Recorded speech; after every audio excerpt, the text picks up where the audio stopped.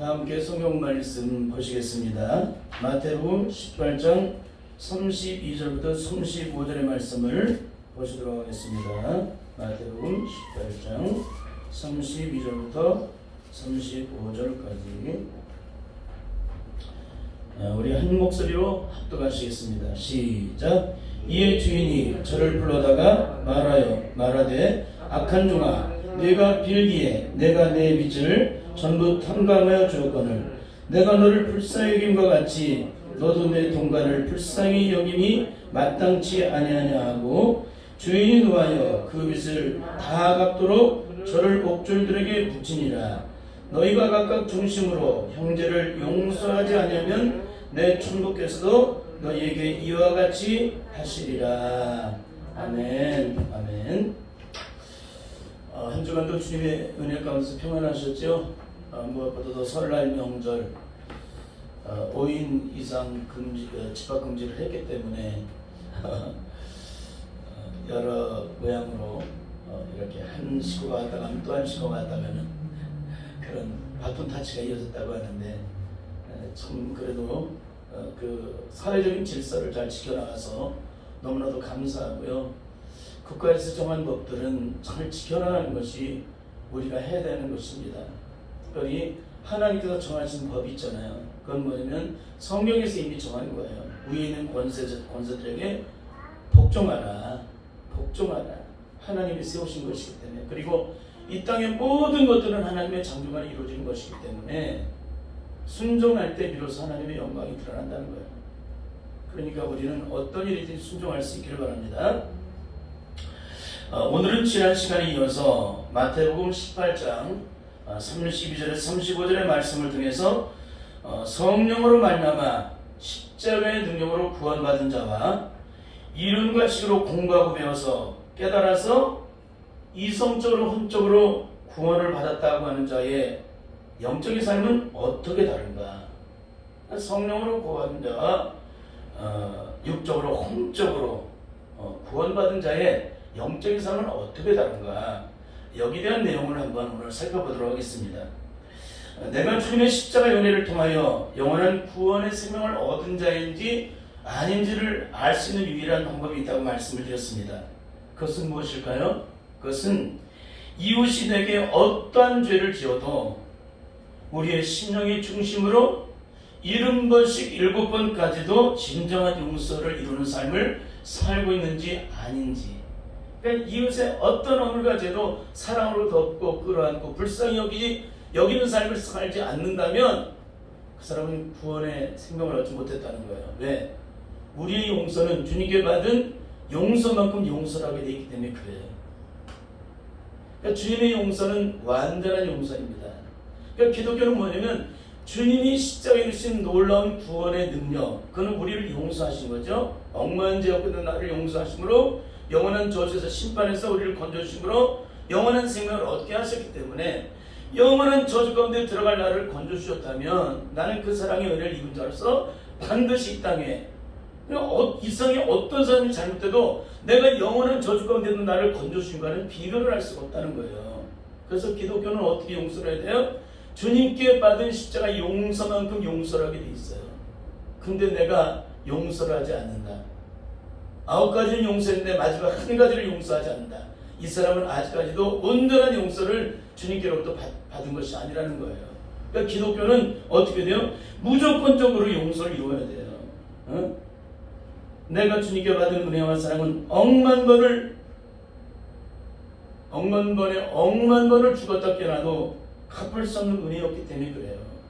그래서 예수 그리스도의 십자가의 사랑을 통하여 구원받은 사람들은 예외 없이 이웃에게 그 어떤 허물이 있든지 무조건적인 용서의 사랑으로 십자가 의를 이뤄나가게 된다는 거예요. 이거 아주 놀라운 일이에요. 이건 이성적으로 혼적으로 공부해서 깨닫고 구원받았다는 사람, 십자가의 사랑이 한없는 사랑이라는 거, 용서의 사랑으로 그 사랑의 크기를 이루 말할 수 없던 거 다 배웠잖아요. 근데 왜 용서가 안 될까요? 이성적으로 혼적으로 받았기 때문에 그래요. 근데 예수 그리스도의 십자가의 사랑을 통하여 구원의 참된 생명을 얻는 자는 오늘 예수님께서 말씀하시는 마태복음 18장 32절부터 35절의 말씀이 내 안에 영적으로 이루어져요. 그게 용서라는 말을 쓸 수 없죠. 용서했다는 말도 쓰지를 못해요. 그게 놀라운 일입니다. 그런 성령 안에서 거듭나고 그 놀라운 능력의 역사를 경험한 자만이 그런 얘기를 할 수 있고 증거할 수 있다는 거예요. 이거는 반드시 영적으로 경험을 해야만 합니다. 찬송가 493장은 예수 그리스도의 십자가의 은혜로 영원한 세상을 얻는 자는 영적으로 어떤 변화된 삶을 살아가게 되는지를 영적으로 증거를 해주고 있습니다. 첫째는 옛것은 지나고 새사람이 된다. 옛것은 지나고 새사람이 된다는 거예요. 옛사람의 모든 것들은 다 사라버리고 성령 안에서 거듭난 그리스도의 참된 자녀로서 온전한 새사람이 된다. 그러니까 옛사람이 여전히 있는 사람은 거듭난 사람이 아니라는 거예요. 옛사람의 죄악된 조직의 속에 눈꽃만큼으로 남아있는 사람은 아직 거듭난 사람 아니에요. 그렇다면 옛사람은 옛것은 지나고 새것이다. 옛사람은 십자가에 못 박혀 죽고 내가 예수님과 함께 더불어 새롭게 거듭난 새로운 피조물이 되었다. 새로 태어났다는 거예요. 새로 태어났다. 그렇습니다. 새 사람이 되면 우리 안에 영적인 능력이 나타나는데 예수 그리스도의 십자가의 영원한 생명이 내 안에 강같이 이르게 된다는 거예요. 그러니까 거듭나도 예수님의 그 영원한 십자가의 생명이 내 안에 강같이 이르지 않는 사람은 거듭난 사람이 아닙니다. 그 십자가의 생명이 내 안에 강같이 이르게 되면 어떻게 돼요? 십자가에 강같이 이르는 사람으로 용서하고 용납하고 끌어안는 것이 전혀 제한이 안 돼요. 그 사랑이 넘쳐나기 때문에. 너무너무 중요한 설교예요, 이것이. 이런 영역을 타치하는 분이 거의 없어요, 지금 한국교회에. 너무너무 중요한 설교를 하는 거예요, 지금 이게. 응? 또 하나는 영원히 갚을 수 없는 십자가의 사랑이 내게서 해같이 빛나게 된다. 영원히 갚을 수 없는 십자가의 사랑이 내 안에 해같이 빛난다, 해같이. 그래서 그 능력이 내 안에 나타나게 해줘. 사랑이 넘쳐나죠. 긍휼이 넘쳐나죠. 주님의 십자가에 하는 사랑을 받은 사람이 사랑이 넘쳐나지 않으면 그게 긍휼을 받은 자, 사랑을 받은 자예요? 사랑을 받지 않는 자예요? 주님의 십자가에 한없는 사랑의 긍휼로 내가 용서의 은혜를 입었다면 내 안에 그 용서의 은혜가 내 안에 강물처럼 흘러넘쳐야 돼요? 흘러넘치지 말아야 돼요? 흘러넘쳐야 되는 거예요. 반드시 깨달으시길 바랍니다. 둘째는 주 안에 감추인 새 생명을 얻게 된다는 거예요. 주 안에 감추인 새 생명을 얻게 된다. 그럴 때 우리의 삶에 놀라운 영적인 변화를 이루게 되는데 그 중에 하나는 이전에 그러기도 좋던 것이 이제는 하나도 값이 없어진 것이 있는 거예요. 값없이 된 거예요. 값없이 되게 된다는 거예요. 사도 바울이 예수 그리스도를 만난 후에 자신이 그렇게도 세상에서 자랑하고 내세울 수 있었던 그 모든 것들을 다 배설물처럼 버려요. 배설물이라는 건 똥이라는 얘기죠. 그렇게 버리는 이유가 있습니다. 나의 영원하신 생명, 영원하신 기업이 되시는 보배 되신 예수 그리스도가 내 안에 들어와 계시기 때문에 예수 그리스도가 내 안에 들어가시게 되면 이 땅의 모든 것들을 다 버리게 돼 있어요. 영원한 생명의 보배가 되신 그분이 내 안에 들어와 계시는데 거기도 어떻게 잡다한 걸 집어넣을 수가 있어요. 내 안에 어떻게 그분이 내 생각 안에, 내 의식 안에, 내 존재함 속에 있는 안에 들어와 계시는데 영광의 본체가 되시는 그분이 내 안에 들어 계신데 어떻게 세상에 더럽고 추한 썩어질 것들을 내 안에 드러낼 수가 거기다 담을 수가 있겠느냐. 이건 있을 수 없는 얘기예요. 그 예수님의 생명이 내 안에 있느냐 없느냐를 그 사람을 가만히 들으면 금방 알아. 그 사람이 세상의 것들을 사랑하든지 거기에 있는 것을 욕심을 부린다든지 그런 이 사람은 절대적으로 예수님 안에서 거듭난 사람이 아니에요. 그 안에 예수님의 생명이 없는 사람이라는 거예요. 또 하나는 매일 매 순간 성령의 능력 안에서 하늘의 은혜와 평화를 맛보는 삶을 살게 된다. 매일매일 성령께서 내 안에 계시고 거듭나게 되고 놀라운 구원의 영광을 내가 경험을 하게 되면 그러니까 주 안에 감추인 새 생명을 얻게 되면 매일 매 순간 성령의 능력 안에서 하늘의 은혜와 평화를 맛보는 그런 삶을 살게 된다. 또 하나는 날마다 찬송하기도록 주님과 늘 함께 살게 되는 놀라운 역사를 이루게 된다. 아주 놀라운 역사예요. 예수 그리스도를 믿고 성령 안에서 새 생명을 얻게 되면 나타나는 영적인 특징 세 번째는 삼천도 초목도 새 것이 된다는 거예요. 예수 그리스도 믿고 성령 안에서 거듭나게 되면 예수 안에 감추인 새 생명을 내가 얻게 되면 전혀 영적으로 다른 사람이 돼요. 이전의 내가 아니에요. 하드웨어는 그대로 있는데 속사람이 다 뒤집어진 거예요. 소프트웨어가 완전히 다 뒤집어진 거예요. 하드웨어는 그대로입니다. 상천도 주목도 그대로인데 내 소프트웨어 내 안에 있는 모든 것들이 영적으로 다 뒤집어져 버리니까 세상을 바라보는 것이 틀려져요. 느낌이 틀려요. 이전에는 꽃을 봐도 아무런 감동이 없어요.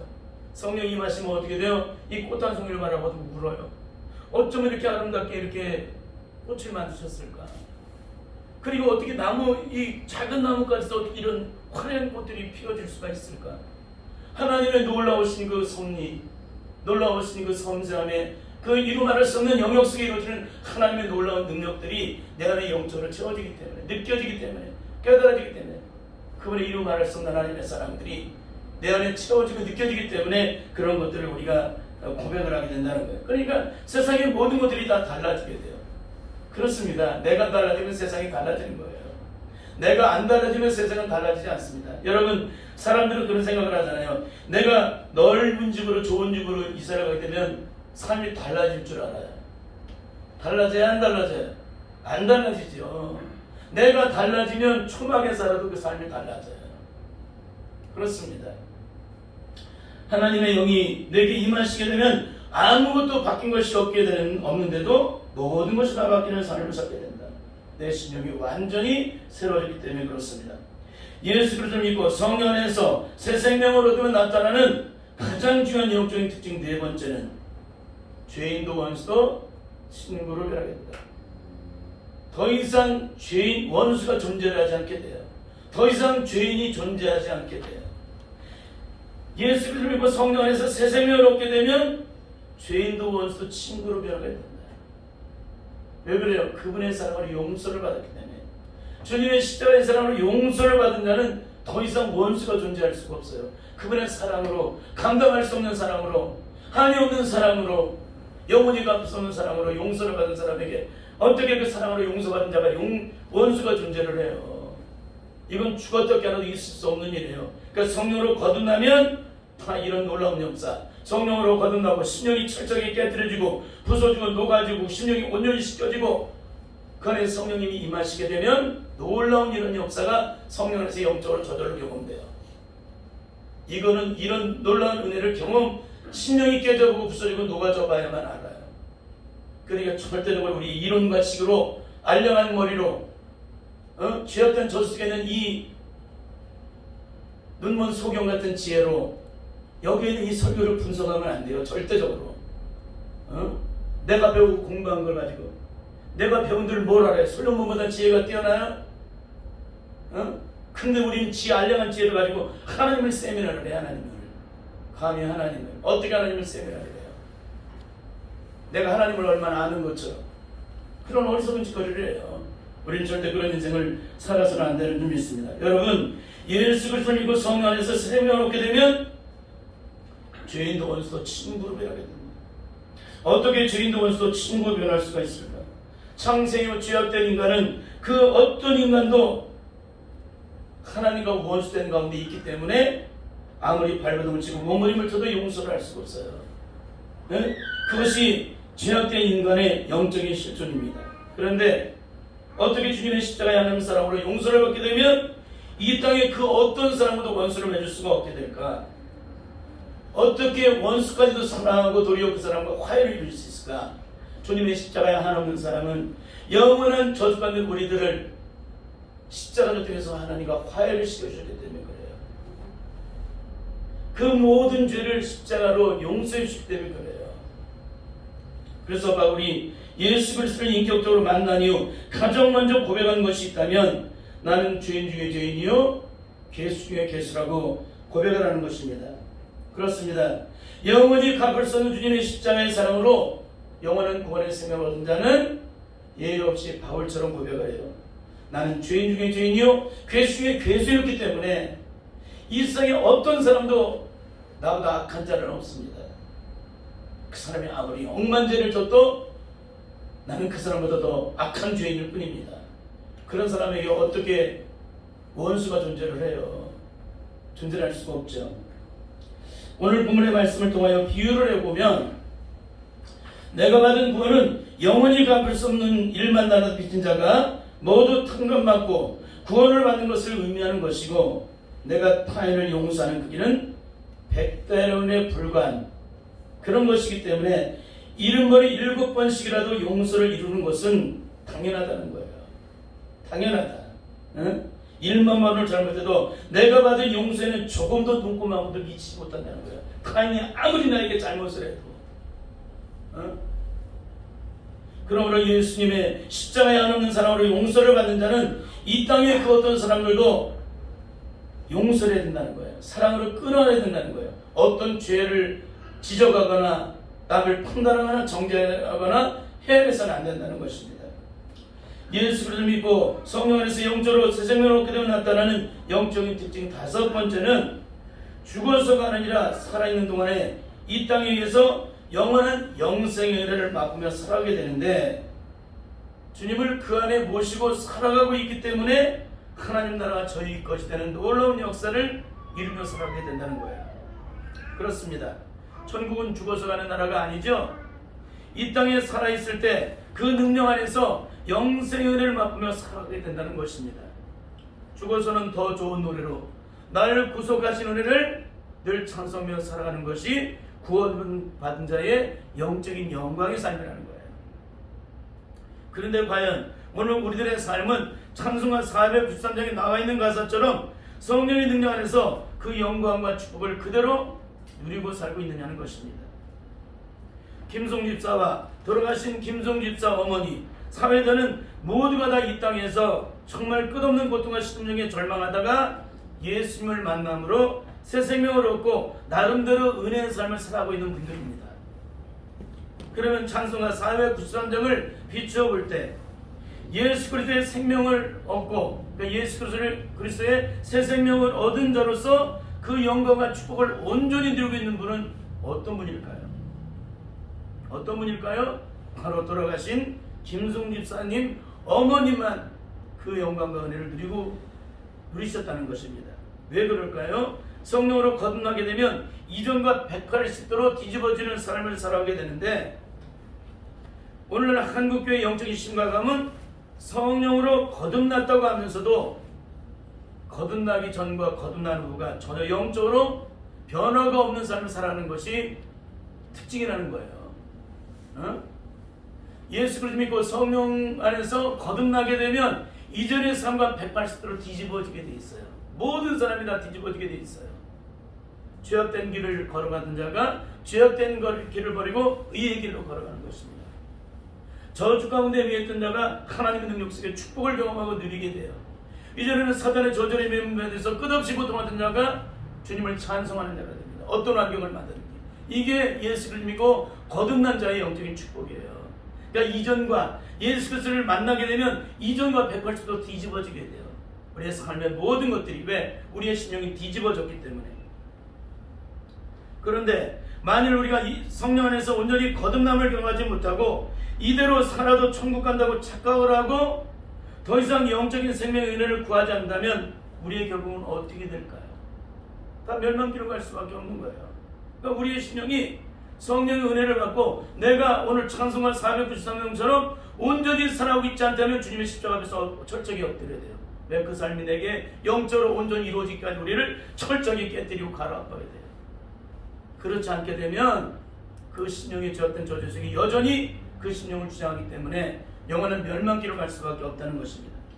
그러면 김송 집사와 사회자는 돌아가신 김송 집사 어머니와 무엇이 영적으로 달라서 이런 결국을 맞이하게 될까요? 그것은 오직 한 가지. 김송 집사와 사회자는 말로는 예수 그리스도 안에 있는 생명의 성령의 법으로 말미암아 죄와 사망의 법에서 온전히 해방되었다고 고백하면서도 실제의 삶, 즉 속사람의 영역은 영적으로 여전히 그 사망의 저주의 고통에서 온전히 벗어나지 못하고 여전히 갇힌 죄에 매여 살아가고 있기 때문에 그러는 것입니다. 이 부분은 다음 주에 이 두 분의 고백들을 통해서 더 영적으로 살펴보겠는데, 너무너무나도 기가 막힌 내용들을 성령 안에서 영적으로 조명하게 될 것입니다. 그러니까 기대하셔도 좋을 듯 합니다. 그건 우리의 정과 욕심이 온전히 십자가에 못 박힌 사건입니다. 못 박혔다. 못 박혔는데 못 박혔다는 뭐예요? 죽었다는 거예요. 그러면 죽었다 그러는데 여전히 옛사람이 정말 욕심이 살아서 움직이는 건 뭐예요? 죽은 게 아니죠. 기절한 것을 죽었다고 착각하기 때문에 그런 거예요. 한국 교회는 99.99%가 이 기절한 것을 죽었다고 착각하는 거예요. 그건 뭐냐? 혼적으로 죽은 거예요. 영적으로 죽은 사람은 거듭나게 돼 있고, 혼적으로 죽은 사람은 뭐예요? 다시 살아나요. 이게 기가 막힌 얘기예요. 혼적으로 죽은 사람은 뭐예요? 기절하고 죽은 거죠. 죽었다고 착각하는 거예요. 기절한 사람도 죽은 사람하고 똑같아. 근데 이 기절한 사람은 어떻게 해요? 잠시 후면 살아나요. 내가 오늘 은혜 받고 막 죽었다고 하는데 잠시 후인 것이 실체가 또 드러나. 이 사람 죽은 거예요? 기절한 거예요? 기절한 거예요. 기절한 거. 그러니까 기절한 것을 죽었다고 착각하니까 이 한국교회가 이렇게 시끄럽고 연일 이렇게 세상 사람에게 손가락질을 받고 있는 거예요.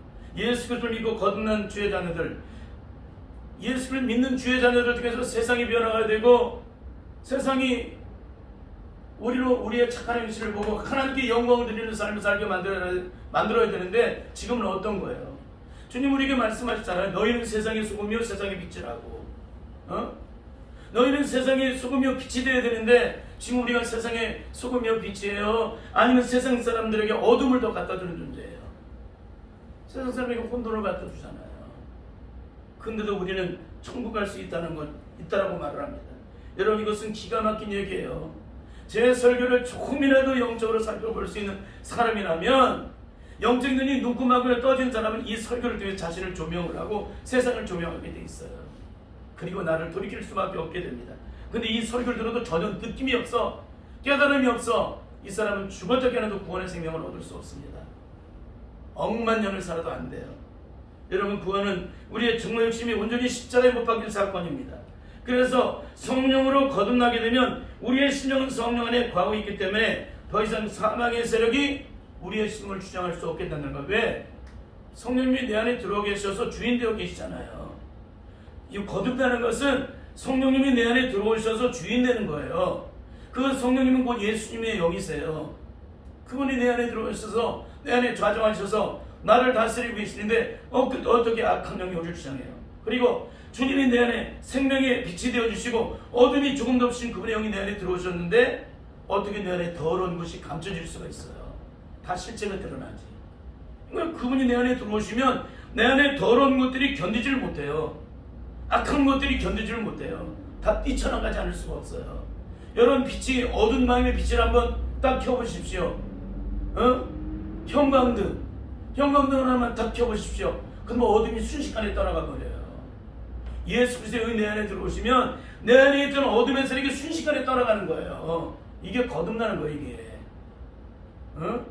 근데 여전히 어둠 가운데 있으면서, 여전히 죄악 가운데 있으면서도, 여전히 정과 욕심이 내 안에 여전히 가득 차 있으면서도 내가 그리스도의 십자가에 못 박혔대요. 여러분 절대 이런 어리석은 인생을 살아서는 안 되는 줄 믿습니다. 여러분 그렇습니다. 이렇게 죄와 사망 속에 매어서 여전히 고통 속에서 한 걸음도 나오지 못하는 사람은 구원의 생명을 얻은 자가 아니라는 것입니다. 그렇습니다. 여러분 예수 그리스도의 생명의 성령의 능력으로 말미암아 죄와 사망의 법에서 온전히 해방된 자만이 바로 거듭난 자라는 거예요. 거듭난 자. 이 사람만이 예수님의 생명을 얻은 자로서 그 능력을 나타내게 됩니다. 그런데 사회자나 김성주 집사는 여전히 이 땅에 있는 문제들에게 매여 있어요. 갇혀 있어요. 지난달에 고통 속에서 온전히 해방되지 못했어요. 어떻게 그것을 참아요? 매번마다 실체가 드러나는 삶을 살아. 김성주 집사가 간증을 하니까 사회자가 말을 하잖아요. 이런 기가 막힌 얘기를 하고 있는 거예요. 예수 그리스도와 함께 십자가에 못 박혀 죽은 것은 우리의 영혼 속에 있는 모든 것들이, 우리의 심령 속에 있는 모든 것들이, 내가 살아온 모든 날들이 십자가에 못 박혀 죽음으로 모든 저주가 따라갔는데 어떻게 지난날의 고통이 내 안에 여전히 남아서 끊임없이 드러날 때마다 그걸 붙잡고서 씨름을 하고 할 수가 있어요. 그건 거듭난 자가 아니라는 것입니다. 그러면 김성주 집사님 어머님은 어떤 삶을 살다가 가셨을까요? 김성주 집사 어머니는 김성주 집사나 사회자보다 2배의 인생을 사셨어요. 왜냐하면 김수입 어머니의 연세와 이분들과 나이는 차이가 나잖아요. 그렇죠? 살면서 당한 고통과 아픔은 이들과 비교할 수 없을 만큼 크셨습니다. 동시에 일평생 끝없는 고통을 겪으며 영원히 죽어도 용서할 수 없는 대상들이 그 심령 속에 가득 채워져 있었습니다. 더 나아가 김승 집사님의 어머님은 이 세상의 삶이 얼마 남지 않은 시한부에 인생을 살고 계셨습니다. 이렇게 끝없는 사단의 저절에 뱀받여 끝없는 고통을 겪으며 신음하며 살아왔던 이분이 예수 그리스도를 인격적으로 만난 이후 그 삶이 어떻게 뒤집어져요? 120도 뒤집어졌나요? 150도 뒤집어졌나요? 170도 뒤집어졌나요?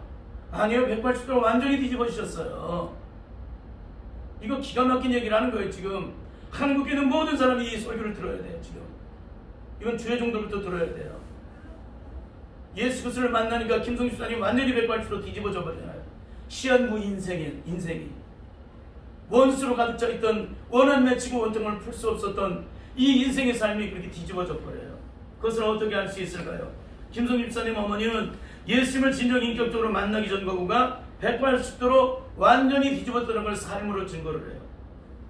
첫째는 예수 그리스도를 만난 자는 더 이상 이 땅에 원수가 존재하지 않게 되는데, 바로 김성주 집사님은 더 이상 이 땅에 원수가 존재하지 않게 돼요.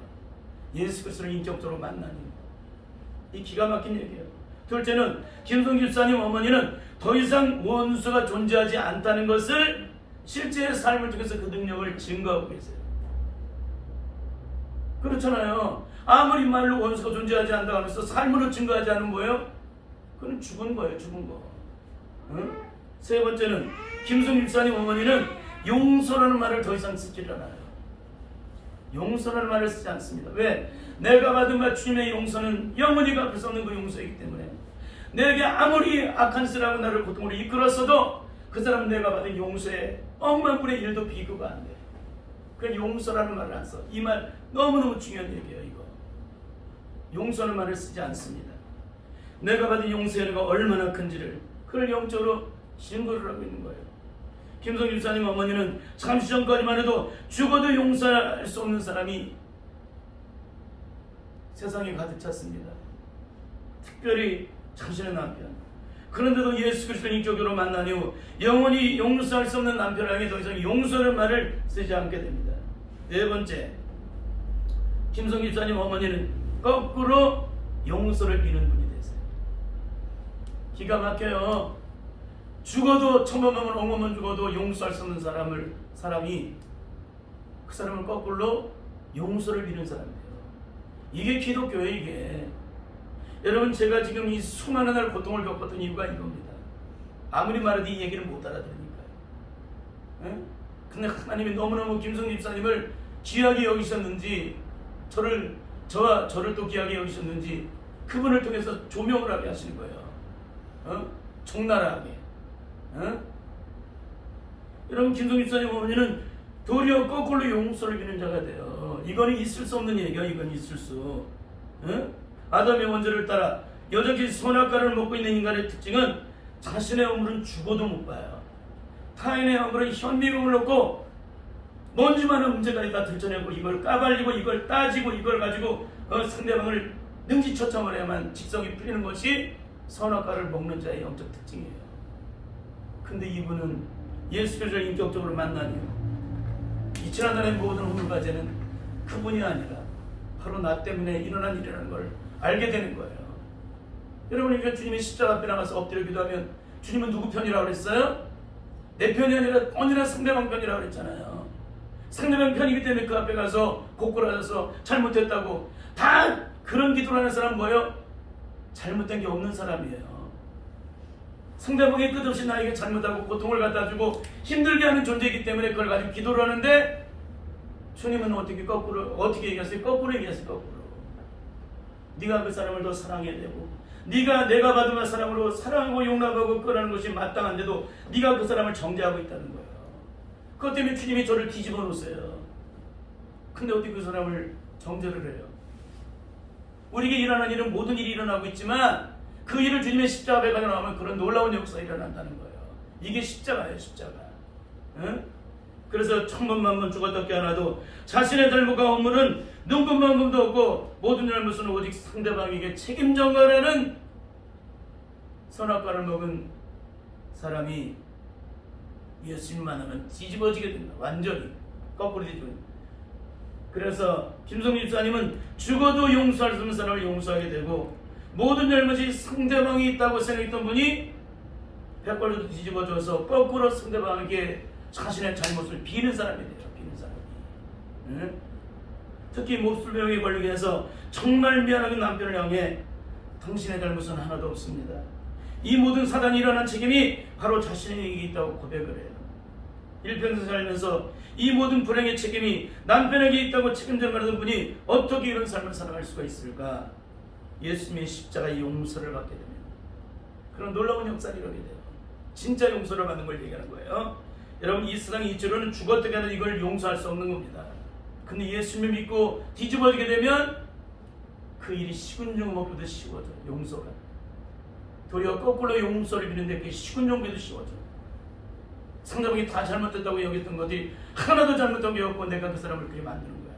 그 사람이 죽었지 그 작은 허물 하나도 용서하지 못하고 용납하지 못하는 내 자신을 회개하게 만들어요. 주님 뒤집어 놓으시고.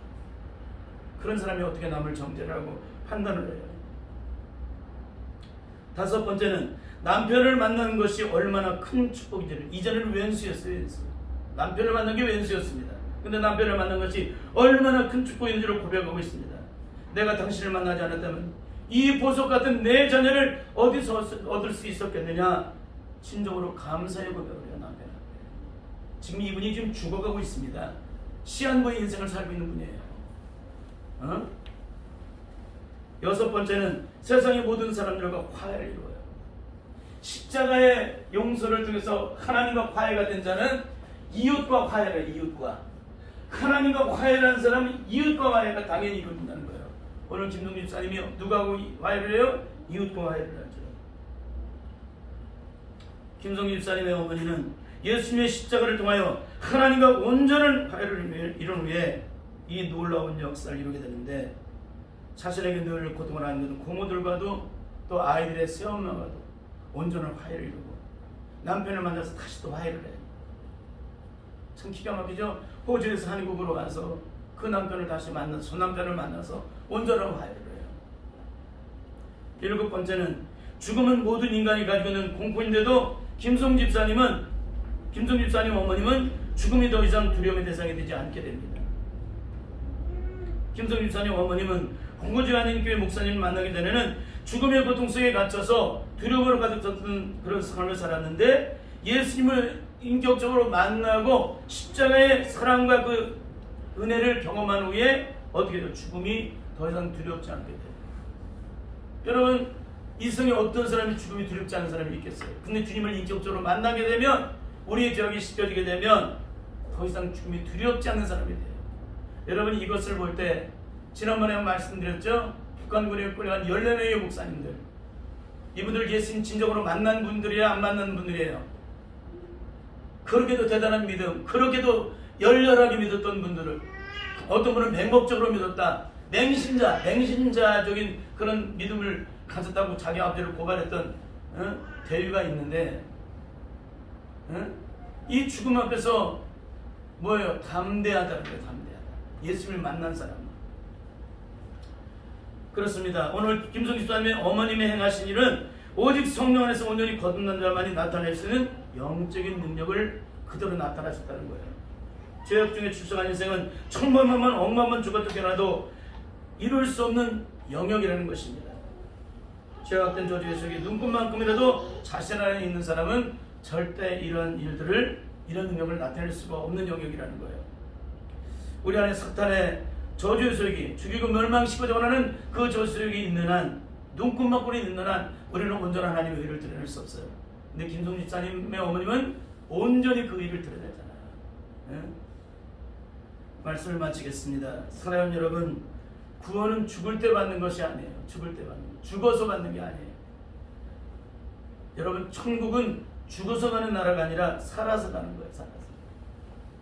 에녹처럼 죽음을 맛보지 않고 하나님의 품으로, 육체는 비록 죽어도 영은 죽지 않고 살아서 하나님의 품으로 가는 거예요. 응? 예수님을 진정 영접하고 우리의 적이 온전히 씻겨지는 순간 그의 영이 살아도 천국이 줄 것이라는 놀라운 역사를 이루게 된다는 것입니다. 그렇잖아요.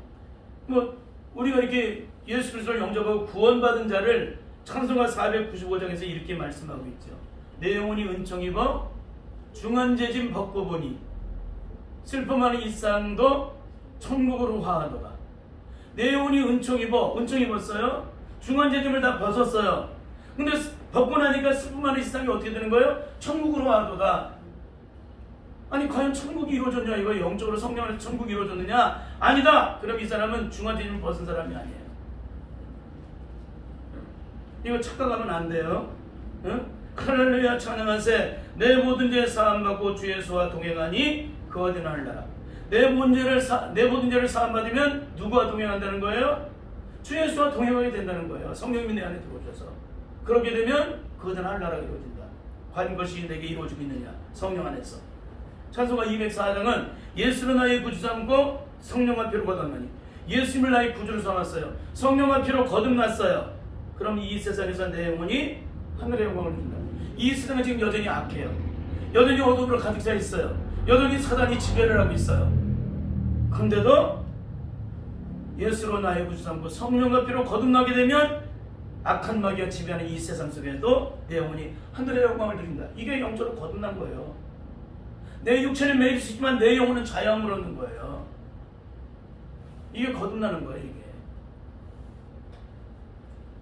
여러분, 이 찬송들은 부르라고 우리 혼적인 위로를 받으라고 내 마음에 동하라고 이 찬송을 가사를 써놓은 게 아니에요. 성령 안에 거듭난 자는 이런 삶을 산다는 것을 영적으로 증거해 주고 있는 거예요. 오늘 철저하게 성령 안에서 거듭난 자의 삶을 통하여 오늘 김송 집사님 어머님처럼 그런 놀라운 역사, 이전과는 180도 뒤집어지는 그 놀라운 역사를 이루어서 하나님께 영광을 드리는 그런 복된 주의 자녀들이 다 될 수 있기를 예수님 이름으로 간절히 축원합니다. 기도하겠습니다. 하나님 아버지, 이 땅에 어떤 사람도 구원받은 자의 영적인 삶을 조명해 주질 않아서 그저 그렇게 어깨너머로 배우고 우리 선배들도 그 선배에 의해서 그렇게 학문적으로 문자적으로 배우고 그를 깨닫고 감동하고 감격했지만 우리의 신령이 인격적으로 우리의 속사람의 영역 속에서 우리 의식의 전원원 속에 있는 것까지 철저하게 영적으로 깨뜨려지고 부서지고 녹아지질 않게 되면 우리 의식의 전원원 속에 있는 숨겨져 있는 그 죄악된 조직이 우리를 주장함으로 결국에는 그렇게도 열심으로 믿었던 사람들이 다 넘어지고 자빠지고 실패를 하고 결국에는 멸망길을 주님을 부인하다가 멸망길로 가게 됩니다. 하나님, 우리의 신령의 영혼 속에 숨겨진 그 어떤 죄악도 우리 의식의 전원 속에 숨겨진 그 어떤 죄악의 저주에서도 다 철저하게 제거되는 것이기 때문에 하나님의 영이 내 안에 오시면 내 영혼 속에 깊은 곳까지 내 의식의 전원 곳에 있는 것까지 주님께서 친히 주장하는 것이기 때문에 그러나 혼적으로 배워서 공부해서 혼적으로 구원받은 사람은 영적인 우리의 심령이 깊은 곳에 하나님 의식의 전원 속에 있는 것은 영적으로 타치할 수 없고 이론과 식으로 타치할 수 없기 때문에 더 이상 그 능력을 나타낼 수 없기 때문에 변화를 이룰 수가 없습니다. 주여 철저하게 성령 안에서 온전하게 뒤집어지게 하시되 전인적인 구원을 통해서 온전히 하나님께 영광을 드림으로 돌아가신 김동 집사님 어머니처럼 반드시 하나님께 영광을 돌려 살아계심을 증거함으로 그 영광을 나타낼 수 있는 우리 모든 성도들이 될 수 있도록 주님 붙잡아 주옵소서. 주님의 성령이 늘 함께 하시길 원하며 예수님의 이름으로 기도드리옵나이다. 아멘. 아멘.